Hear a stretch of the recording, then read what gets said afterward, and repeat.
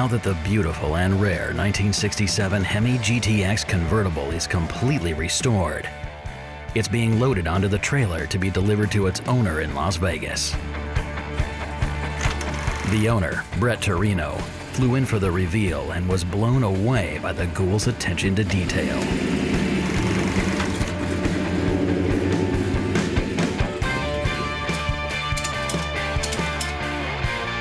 But just when the Ghouls thought they might be finished, there's another car ready to be delivered.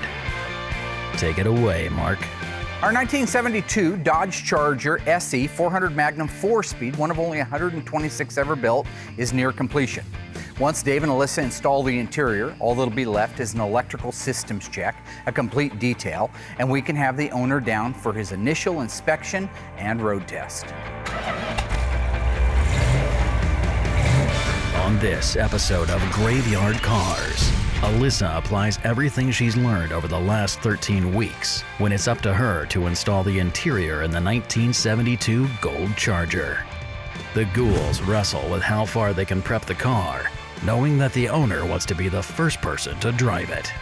Meanwhile, while attempting to disassemble a 1971 Cuda convertible, Mark and Royal run into problem after problem. And in the middle of the heat, Brett Torino sends Mark and the gang an unexpected surprise. Coming up on this episode of Graveyard Carz. They're coming to get you, Barbara. It has been established that the unburied dead are coming back to life. I'm Mark Warman, and together we bring dead muscle cars back to life, to exactly the way they were on the day they were born.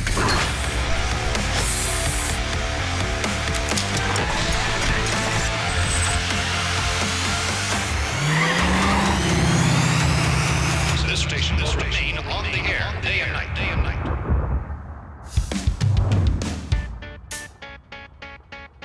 We're working on our 1972 Dodge Charger SE 400 Magnum 4-speed, one of 126 built, which is really cool. We got our dash in from Instrument Specialties, and it's amazing. So that's basically what we're going to install today. I have not worked on dashes before. This is my first time, so I'm pretty excited. I think this is the last piece of the interior that I need to learn. Done. Is this pretty standard for a dash, or? Yeah, it's a pretty standard dash for 72 Dodge Charger SE. Pretty one too. I like all the chrome. Oh yeah, it's pretty awesome. All right, and I'm going to walk through. So as far as the door opens? Yeah, that's it. Wow. These doors are huge. You just keep walking in. Sure. Okay, how you doing? Okay? Doing good. Now I want to kind of tip this towards you. Okay. You can go ahead and get in there. I'm going to try to hook these up.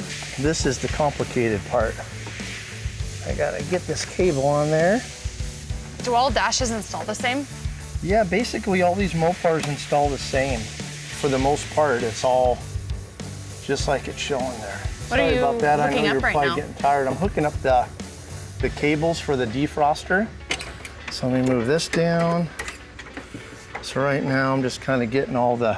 Oh, take your time. Just came in this morning, went to head to the booth to get some parts and pieces painted, and there's a motor sitting in there. Looks like it's ready to be sprayed. I like Mark to really sign off on these motors, so I need to get him out here just to look this motor over and make sure it's actually ready to paint. Marcus, looking all over for you. I've been right here putting engines together. There's a motor sitting in the paint booth. That you've painted already. Nope. It's an engine, but yes. Whatever. Go ahead. Is it ready to go? Your green light, go to paint it. Yep. Okay. Thank you. Do you want to know what color you're going to paint it? I know. Oh, you do? Well, what color are you going to paint Orange. it? Mike, can you get Walter Chrysler on the phone? I got him right here. All right. I don't think there's such thing as a short answer with Mark. Everything seems to go on and on forever. You think I would have learned this by now, but I thought I would be safe with the motor. I wasn't. I just know that You should be able to walk into that booth and based on the alphanumeric codes stamped onto it, you've been here long enough now that you wouldn't need to know what car it's for. It's an E440. What color does it go? Orange. Mike, all E440s go orange? 69. How do you know 69 is an E code? Well, because I know the F is a 70. Uh-huh. So one year before that would be All right. 69. What if it wasn't an HP 440? It doesn't matter. Still got the same Oh, they wouldn't paint it turquoise, a low performance 440? Starting in 1965, Chrysler would stamp the information pad with an alpha letter A, representing 1965. It would have a B for 66, a C for 67, a D for 68, and so on up till the time it trailed off somewhere in the mid to late 70s. If this was a low performance, 1971, 383, it would get blue, the corporate blue they called it. Same thing in 70. All right, go over here to this little stamp. See that stamp right there? Mm-hmm. What's it say? H. And next to it? P. And what do you reckon that stands for? High performance. High performance, high performance. All right. 2 hours later, I now have the answer. It does go orange, so I'm gonna head in the booth and start spraying it. With the owner only days away, Alyssa is tasked with installing the 1972 Charger's interior. I'm done. Wow. It was way easier with the adjustable. That was fast. It took you like, what, 5 minutes to do that? Yeah, it wasn't bad. That The was trick fast. is getting the side in that isn't adjustable, the tracks. Oh, getting yeah. those in, and then makes it really easy. This is cool. Yeah, you have a lot of room. Yeah. Big. Awesome. Nice job. Thanks. Beautiful. Good job. So what else do you need help with to get this finished up? Right now, you can put in your kick panels and put in your sill plates, and that'll kind of button up the entire floor. The only problem is those kick panels, one of them's really sun-baked. So we're gonna try to do a little process, try a new process, actually, with the walnut shells, because we have a new blaster with walnut shells in there, so we're gonna try to fix up that plastic and make it like new.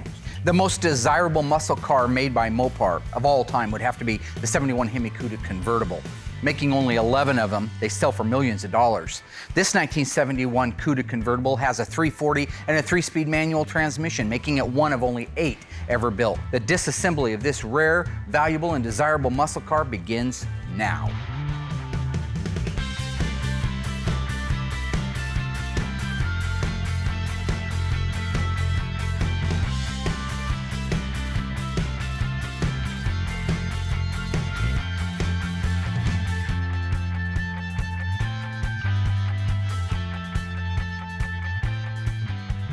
We got the windshield and the reveal moldings off, but what a The problem is people back in the day especially, car leaks, it can't be anything but the windshield. It can't be the cowl pivots, it can't be the dash, it can't be the cowl itself, it can't be the fact they left the top down in the rain. It's gotta be that windshield. So they just start doping it up with more and more sealer. So you have inches and mountains of sealer. Then they glue the reveal moldings in because they busted half the clips taking them out, and they go, well, the man that owns this doesn't need to know about that. Why don't we just put a little urethane in there and pat it back down? And it isn't until 40 years later when the fat man, the bald guy, and my best friend Mike start taking this car apart that we realize it's been glued together. I'm done with my rant. We're ready to drop the dash down out of it. That's a good thing. Sorry about the bald thing. I lashed out because I was mad over this. Okay. But I caught it before I got to you. And that's fine with me. That's self-control. See, that's self-control. So with them getting the dash out of it here in a couple of minutes, we're going to be able to move on to the rest of the disassembly. It should go a lot faster from here. That windshield really slowed us down.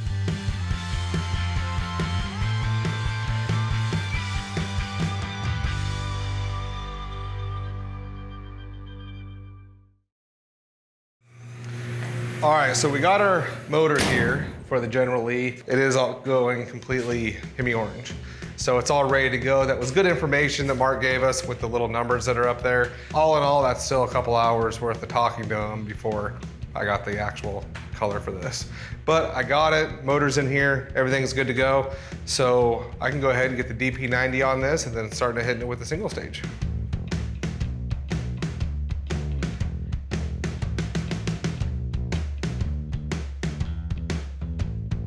But there's not much left. So I didn't even check my cabinet, but there's a very solid chance we're out of single stage. That means I have to order more.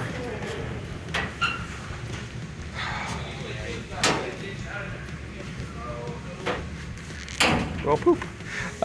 We realized I didn't have any color, so. No, that's it. I had to order that. So we're kind of at a standstill. It's in DP90, so that's fine. All right. Well, I got some Scotch-Brite. All right. Yeah, how's it looking? I think it's looking good. All right. Thing's pretty cool, huh? The Yeah, blaster. it's fun too. Oh, wow, that looks a lot better. Oh, yeah, that looks really cool. Well, let's kind of see what the Scotch-Brite does. And you don't have to push really hard. Kind of run it on there. But you see how we still got all the grain from the plastic in there? You know, we were talking about the fact that the Carz is stripper.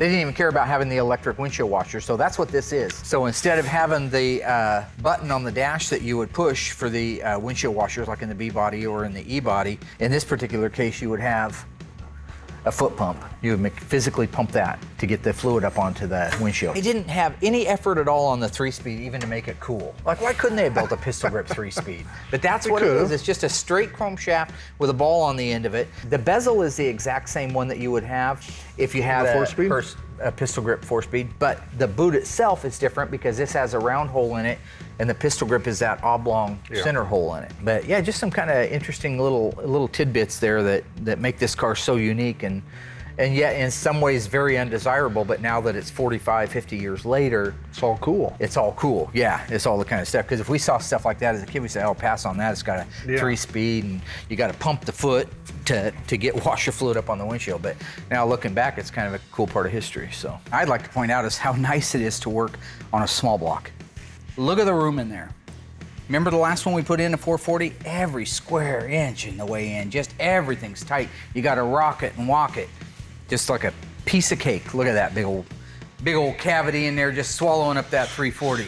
Just like your first girlfriend. For a daily driver, there's not a thing in the... Don't interrupt people, punk. Fat old guy. Oh, I'm fat. What about you, Muffin Belly? Look at you. Hey, along with age comes wisdom. You got better breasts than my wife, man. Back off. I've seen that look before. Back off. They turned out great. It got all the old plastic off and underneath was great black new plastic. So looks like we're gonna be able to save the piece. Yeah, it looked great. So all we got to do is get those A-pillar moldings in, windshield surround, then we'll work down to our kick panels. The kick panel went in really well. The seal plate, I had a little bit of trouble with lining up the holes and getting the carpet underneath it. And I think at one point I thought I had gotten 4 screws in, and then I lifted it up and the whole thing came undone. What the? Did it just So I pop guess right none up? of them were. None of them were. And I realized I didn't get any of those in, so I had to start over. Yeah. So something so simple can take like half hour, 45 minutes just to get a few screws in. It can be kind of frustrating sometimes. It is frustrating. These cars will fight you every step of the way. All right, so what do you say we knock out our visors? That sounds good. And then we're just about there. Are these the original? Yeah, these are the original ones. He wanted to use, as many of the original parts as he could. Okay, now this deal, the little spring, will actually go up through the big hole. Right here? Yep. Oh, there we go. You can kind of see. Yeah. One's just a little safer. All right, cool. So I got mine in there, and whoop, look at that. That much closer to driving it too, which is always nice. So awesome. The interior is pretty much put in, which is great. So the next steps is just a couple little things here and there, and then the windshield. And the windshield will go fast. All we got around that is just some stainless steel molding, and then I just got to put the wiper arms on. Oh, wow. So it's really close. With the interior installed, this 1972 Charger is nearly ready for the owner's arrival and its first test drive. Ouch. All right. Everything. Okay. Everything's just been a complete pain in the on this car. And it's because take some cars apart, they've never been touched. You're better off with a car that's never been touched than one that's been touched from the standpoint of disassembly. Because every bolt has been stripped and lost and changed out for the wrong bolt. We've took out lag bolts out of here, wood screws out of here. It just takes forever to do that. Something that's normally a half-a-day job takes all day long, and that's what we're struggling with right now. You can see lots of body work's been done on this car. I'll do you a little magic right here. You guys ready for some magic? We're gonna debondo this thing.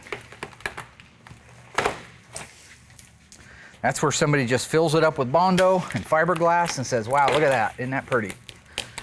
This, folks, is what they Bondoed over. That's how you can tell somebody's been there. I'd rather walk up to a car and just see the hole and know I'm buying a car with a hole in it than something like that.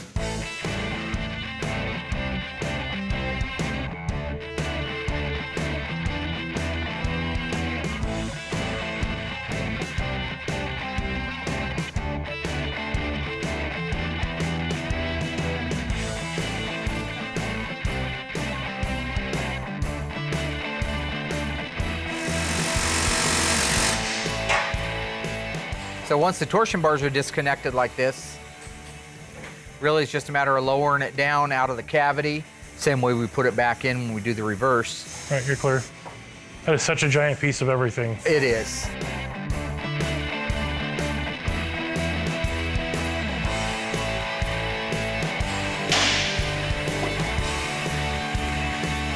So really all we've got left, we got to take a couple of the rear moldings off around the convertible top and take the taillights out of it, and then it's ready to go over and get dipped. So we'll be anxious to see what it looks like when it gets back, but it's pretty close to ready.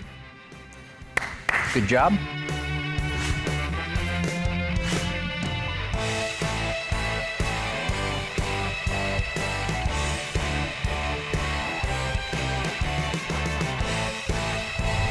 Now that the 1971 Cuda convertible has been dissected, Mark gathers all hands on deck to help him unload the trailer.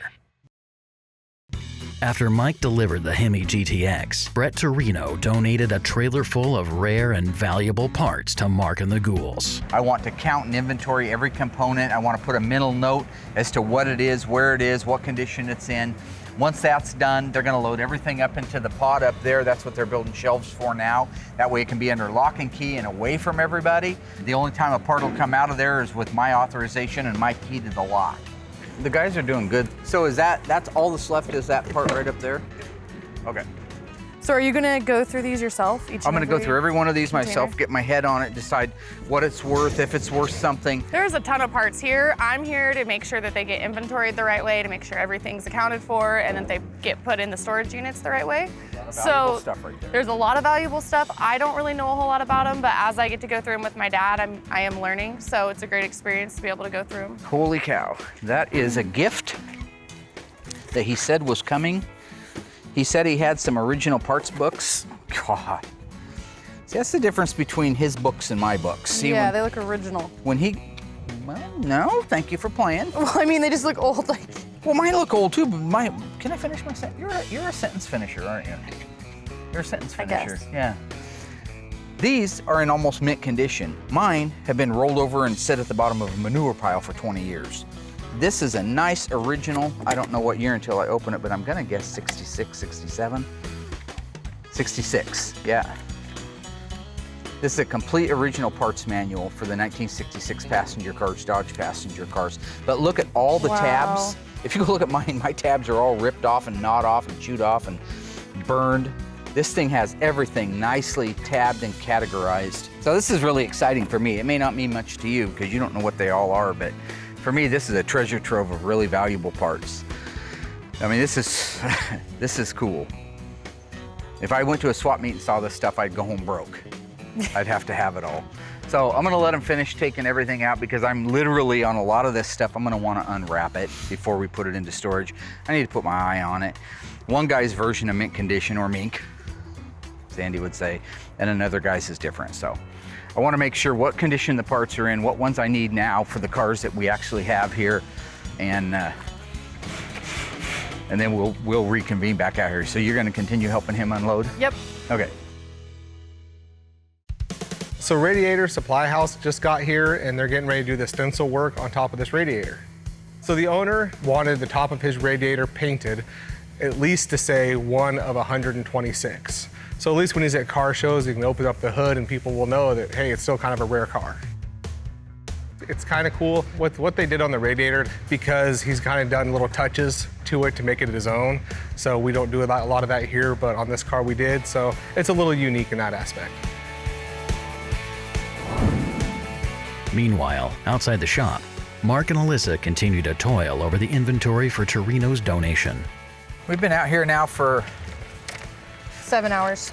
7 hours checking in parts, and we're getting it whittled down. The main stuff, we've got glass left and some of the bigger sheet metal and some wheels, but all the little stuff, the stuff that takes so long to label and print and mark, which is what I'm doing, so we have a quality inventory of everything.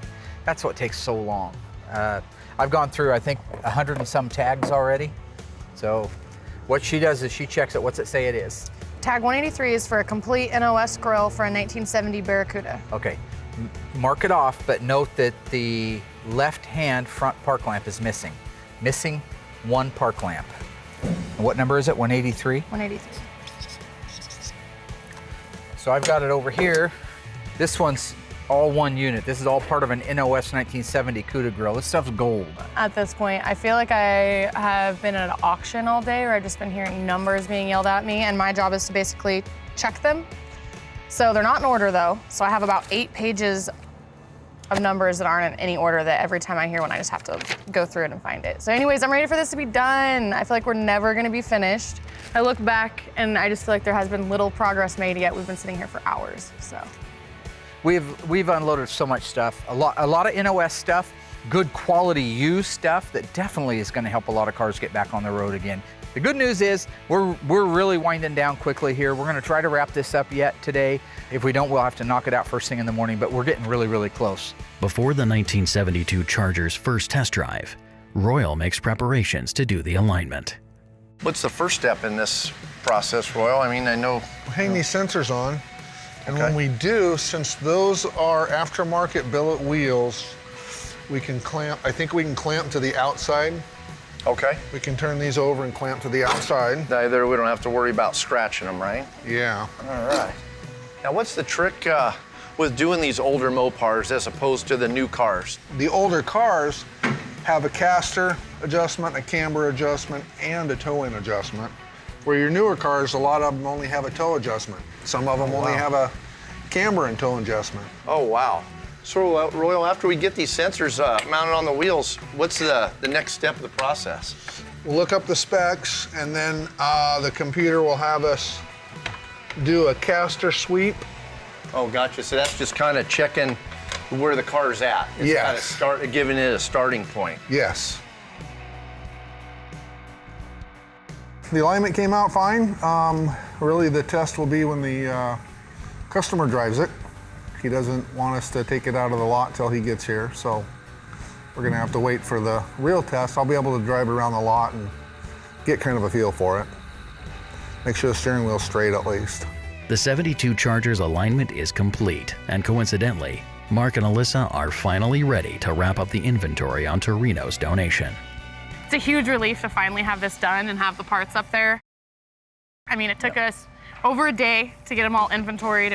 When you're inventorying in that many parts, that many pieces, some of them very small, most of them, or a majority of them, new, old stock, super valuable, it just takes time. And that's what we experienced, you know, putting everything away is you gotta check it, see what they called it, make sure it's what they called it, make sure it's a new old stock and not just a used one. There were quite a few mistakes like that. Make sure the part's there or it's not there, or it's damaged or it's not damaged. There's just a lot goes into it. And like I say, when you have a trailer that came back full of parts, it's a big job. We powered through it, we got it done. The guys are just getting ready to upload a couple of pieces, and that's gonna be it for the end of that. These are ready to be lifted up and go in, okay? And you've counted for all those, the 603 and the 605s. Yeah. This stuff here, I just want to put aside for right now. It can be lifted up and put in the bin and just kept in a corner. This is the no value stuff, but in case Brett wants some of it back for something. I've got my stuff over there. That's going to go up into the assembly room because we actually have parts in there right now that we're needing for cars that we're working on, like the Phantom Cuda needs the bi-Plymouth, which is impossible to find. And then I'll padlock that door, come down, and nobody gets in there except me with the key. Are you actually gonna go up on the ladder and padlock it? Yeah. Oh yeah, that's gonna be the best part, to see my dad actually crawl up the ladder and lock the door. You don't like heights, you don't like water, you really don't like anything. But heights is definitely one of the top Okay. I like the ground. 3 things. I like the ground. I'm not a fan of water. I'm not a fan of flying. I've never done it. I'm not a fan of heights. But at the same time, I do what I have to do. That's what I do, right? Oh, God. Yeah, I'm scared for you. How you doing?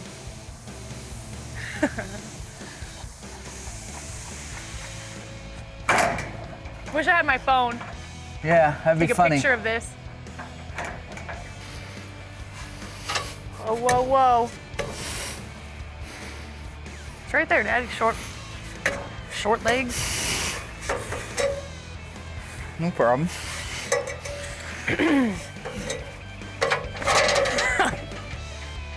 Is there a problem? You did great. Good job. With a massive parts donation inventoried and the 72 Charger aligned, the car is ready for a systems check. The guys finished doing alignment. I saw you and Roy were working on that. Yep. We're gonna do a basic systems check. The owner of the car, Murray, does not want me to drive the car without him for the first time. He wants to be in the driver's seat for its maiden voyage. I understand that, so we're not going out on the road. We're just going to kind of buzz it around the parking lot. Yep. Make sure the brakes, the steering, if something's going to happen galactic, it's always great if they happen in the parking lot versus out on the road somewhere. Exactly. Inside check. Yeah. Fire it up. Yep, there you go. Horn blows. Yep. Shifter feels good. It doesn't feel bad. That's a Brewer's rebuild there. Yeah. Reverse is nice. First. Power steering feels good. Yeah, it feels pretty good. Just watch your brake. Yeah. See what I mean? So far, everything's going real well on our 72 Charger. Seems to be driving around well. Steering feels good. For the most part, all the systems are working too. The only thing I'm noticing is that when I go to apply the brakes, that they are harder to push than the typical power brake booster setups that I've driven on the Mopars. Now, that ranges too a little bit, just so you know. The Bendix style 70 in back actually has more assist, it feels like, than the 71 on up Midland Ross. It just seems like the brakes just don't have that power assist like they should. They're working properly, but you just gotta apply too much foot pressure. So we're thinking it might be a brake booster, so. Power brake booster is a big vacuum can. Until you hit the brake to energize it, it doesn't use that vacuum. But then when it's ready for it, it gives you that assist. Right now, we're not getting that assist.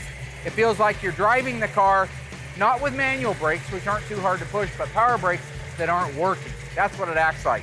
We're gonna just take this. This is a vacuum gauge. This is gonna show us our inches of vacuum as this goes up. So this has fuel pressure on one side and it has vacuum on the other.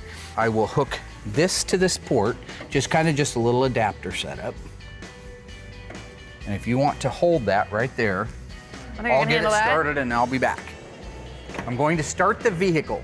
Do not defecate yourself. It's a vehicle starting. Nobody wants to see a defecation. I wanted to do something so bad. Defecation, devotion, turning on the night light anyway, and after all the violence and double talk. That's a song. I don't think it's defecation though. Should be. You hear that bumpity bump back there? That boom, boom, boom, boom, boom. That's a big cam. Yeah, there you go. This gauge is supposed to be all the way down here in the green, all right? The only way to probably get it there is to open the throttle.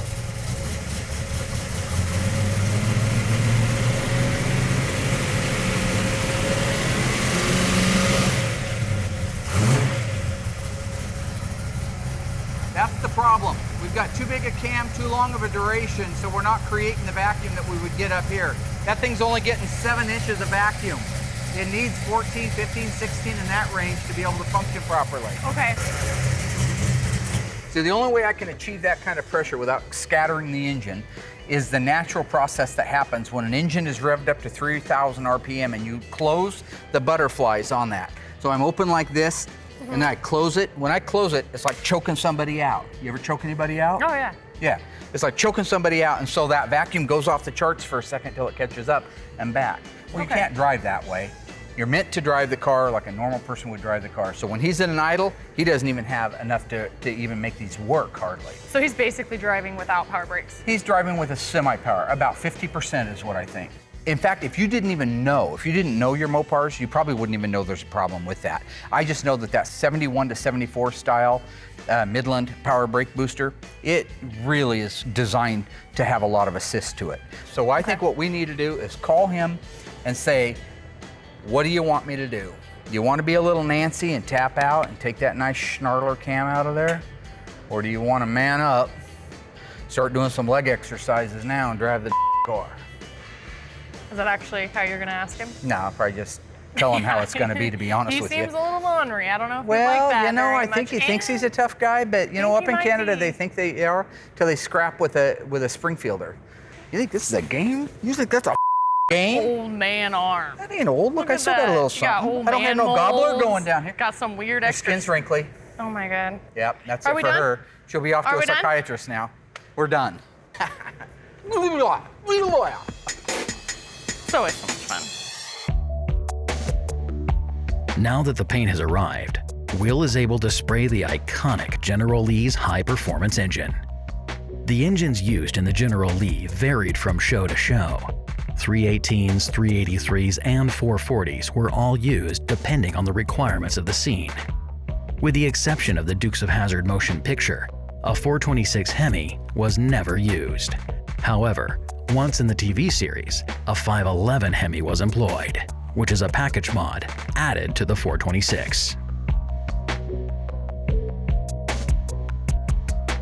Motor's all painted, looks great. With the engine finished, Will rejoins the ghouls to do the final polish on the 72 Charger before its big reveal.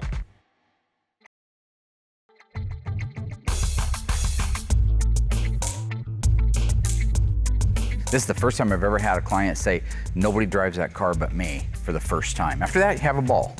It's his car, he's the customer, I kept his wishes. But, you know, anything can happen. A multitude of things can happen when you have that many moving parts on a car that's just been back together for the first time in many, many years. Dave always jumps on the inside, does all the interior. I jump on the outside, tires, wheel, glass. This car has a lot of stainless on it you have to get the fingerprints off of. Dave has to go through, wipe down the whole inside of the car, do all the glass on the inside. So it's kind of a team effort for us to get this car done, but that's how we've done them in the past, and they always come out great.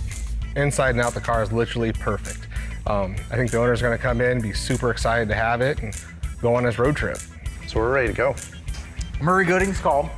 He's just down around the corner, so I'm gonna go up front and wait for him. Make sure that the car's on the side and warmed up and ready to go. My name's Murray Goodings, and I got a 1972 Dodge Charger here at Graveyard Cars. My dad bought a 71 Charger when I was a little guy, and through a divorce and everything else, that car went missing, and it's a car I grew up in, so I always wanted one.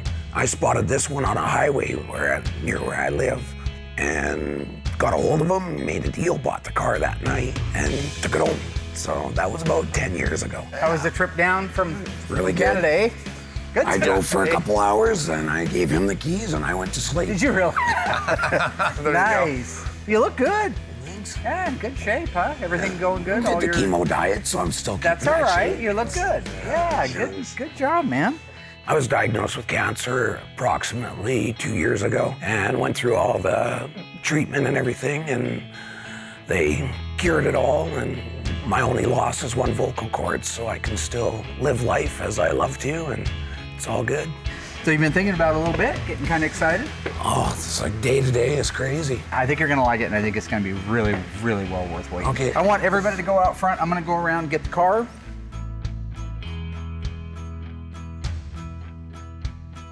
To see it actually on wheels and rolling and moving under its own power is going to be very, very exciting. All right, you excited to see your car? Oh yeah, let's do it. You excited? Oh yeah. Mark's got it around the corner here, so. Right now, the guys are all waiting out front for it. So I'm pulled over here waiting for the queue. Kind of a little behind the scenes thing there for you, throw you a little bone. Hey, Mark, we're ready for you, buddy. Yeah, go ahead. Sounds like the dog's ready over there. Anyway, as they kind of wait out there, you know, it's kind of like the father, I guess, waiting for his bride to walk down the aisleway. It's a pretty proud moment for him. I don't take any of this stuff lightly. You know what I'm saying? This is one of those things. Waiting for you up here. Because if you didn't make. Mark, are you doing that thing where, you know, the camera's on you, so you're being silly and. So anyway, what I'm saying is, if you look at the whole total of it, my job. You know, he came down a long ways, and I got him out front here waiting. It's 100 degrees outside. You're not too busy. Not trying to stand up in front of everybody. Anyway, yeah, so let's ruin this moment. Oh, yeah, here's some. All right, well, thanks. He's waiting. Oh man, listen to that thing. Sounds like a Honda. Yeah, you wish. Boy,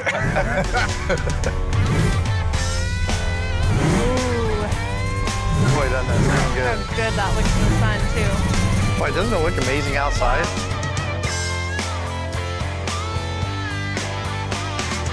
Any further, huh? That's amazing, buddy. That is friggin' awesome. You know, I think I've only seen it outside once. That's actually really pretty. That is a gorgeous color. That is a gorgeous color. I gotta say, buddy, that's awesome. When people are almost speechless, that's generally the best sign.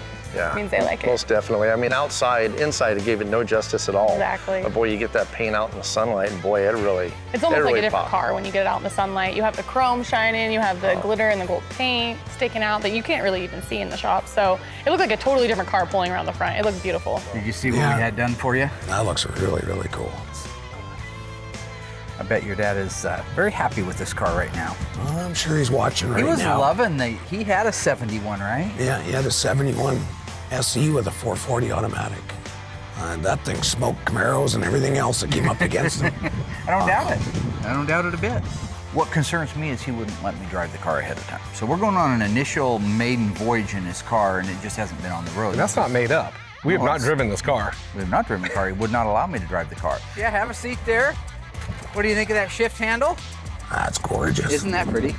I had the pistol grip shifter hand carved out of a piece of hardwood burl, which is a cancer that grows in trees in the Northwest, which adds to, my dad being a faller. And so I thought it'd be cool to have the pistol grip carved out of real wood and ship that to the woodworker. And he made me a set of just beautiful grips for my pistol grip.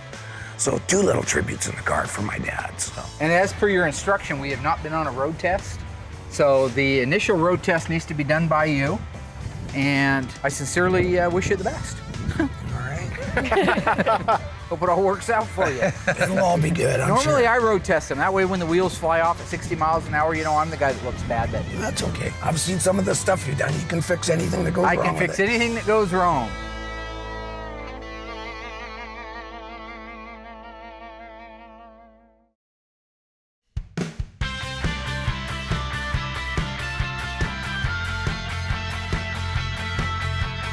It was nerve-wracking, but it was awesome. Car drove smooth, straight. It was just super easy. You didn't have to fight it, nothing. It just straight line, change lanes, real nice. Really nice acceleration. A little bit on the timing, but that's okay. It wants to go. Keep going. Oh, I know it does. I know. Nothing to be funner than just to stomp the out of them. I know. You can just feel that there's a whole throttle ahead of you. Oh, yeah. Wait. It's definitely got a lot of pedal. Yeah. The 71 to 74 B bodies are a really nice driver. They may be the best driver of all the cars they built. I was saying, I think it's running a little bit rich. That might be loading those plugs just a little bit. So if they may have a jet for the time. Yeah, when my buddy looked at the video of it running, the exhaust coming out and that, he actually said it looked like it was running Look rich, yeah, I think it is too. I mean, if that doesn't fix it, I'll put a 750 back on it like you sent it with. Because they just don't perform as well. As far as balls out, stomp it, perform, you're going to get it out of this, but you also don't want it to pop every time you step on gas. Yeah, it feels great. But it sure does feel nice, doesn't it? Really, That's really great. nice. Yeah, Royal did the alignment on it. He's been doing them forever and does a great job. Yeah, it doesn't feel weird. There's no rattles. Dead straight. Overall, I think it was very, very successful and a very happy owner. I didn't And- get to ride in it. No, you don't need to ride in it. You didn't paint it. I cleaned it. You didn't paint it. Yeah. Boy, it sure feels like it pulls like a Oh, yeah. It doesn't feel like no boat anchor. No. Okay. Oh, yeah, my dad would like this car. He's gone now, but he's looking down, and the dad on the hood looks great. It's just perfect size, perfect color. Enough that you can see it, and it'll raise some questions and some good stories about the car and the reason there is the car. He does like it. It's not a matter of if he would like it. He does like it. So we got the car outside this morning and all warmed up. That's why you hear the fan running in the background. It's cooling down the radiator. All systems are go. Murray's on his way over right now from the motel to take final delivery of the car and head up north with it. This is a neat car, Sounds good. It sounds It's really got a good. great sound. Got a hell of a nice cam in it. His buddy built the engine. We just kind of assembled it, put it together. But whoever built it really did a good job because it revs like a small block. Well, my friend, you have waited a long journey for this moment. Yeah, look at her. She's worth it. You're going to have a lot of fun on that car. Yeah, it's just been a long road. I just can't believe it's actually here the day I get to take her home and start using her and driving her and enjoying her. It's been a long, long time, but it's really worth it. Any tiny little things I found, I mentioned to them, they fixed it right up. There was never an issue with quality. It's all been done top notch, really, really well. You're a good man. All right, Thanks, buddy. Murray. Keep in touch, all right? Don't wreck it. Don't be silly. I know you got that lead foot. I've had speeding tickets before. It's not a big deal. Just got to be polite when you get them. That way they don't tow your car. So. Always open the door for the ladies. Make sure. Well, then you should get in first. Well, you got to be coming at the brother like that now. Oh yeah, we'll burn some rubber getting out of here for sure. It's all good. You look good in there, buddy. You're looking sexy. Looks nice, man. That's a panty dropper right there. Got to do the seatbelt. Not that you care up in Canada about. Let me just keep your panties on. I don't want to know about them. All right, guys. Have a good one. All right, take care. Nutcase, piece of lunatic. He'll be dead in a week. He's crazy, isn't he? Well, you got to do that. That's just part of the car, right? They don't call them muscle cars for nothing. See you in a week. See you later, man. Bye-bye. There he goes. Terrorize all the neighbors. Dear God. I think it's a 25-mile-an-hour residential area Yeah, there. it is. Well, and it's a new motor. Yeah. With the Charger out of sight, the ghouls have a moment to catch their breath. Over the last 13 weeks, a lot has been accomplished. Work is nearly complete on the one-of-one 1969 Hemi Roadrunner convertible. Bill Goldberg was given a jackhammer reveal for his stunning 1968 GTX convertible. And soon after, Brett Torino's ultra-rare one-of-7 1967 Hemi GTX convertible was finished and delivered. All the while, the car that started it all, our legendary 1971 Phantom Cuda, received its first coat of paint and a newly built-out, date-correct engine, making it the first time in 30 years that this car has had a running motor under its shaker hood. And to top it off, our gold 1972 Charger's first test drive went flawlessly and was delivered to yet another happy customer. Couldn't just jump in. Yeah, she That's hung out all. with Lou Albano, had the rubber band stuck through his cheek. Remember that? That Whoa, was whoa, always whoa! weird. What are you guys doing? It's like Doing you're the getting same thing we're started supposed without to be. me. We are getting started without you because you were Why? supposed to be. Murray just took off. You. Wait, you guys already done the test drive? Oh, phooey on you, you crazy looking.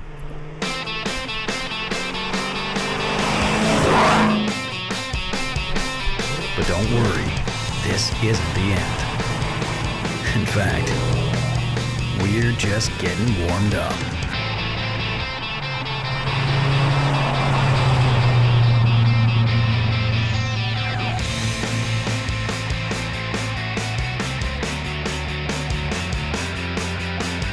We have some deadlines coming up that are worrisome for any shop owner. It's do or die time. I mean, we're either going to get these cars done on time or we're not. The deadlines, I'm sure, are going to be tighter. We got a whole graveyard full of cars. The body shop is really kind of our bottleneck right now at Graveyard Cars. They need some direction. They need some, well, frankly, they need a little pick-me-up, you know what I'm saying? A little motivation. Lesson adjourned. I'll be dialing the body in the paint shop area. We'll be back with more Mopar madness and the rarest, most popular Mopar muscle cars to ever leave the factory, including an exclusive look at history in the making as we bring you Operation Firepower. Stay tuned. The next 13 episodes are just around the corner. The restoration will be televised only on Graveyard Cars.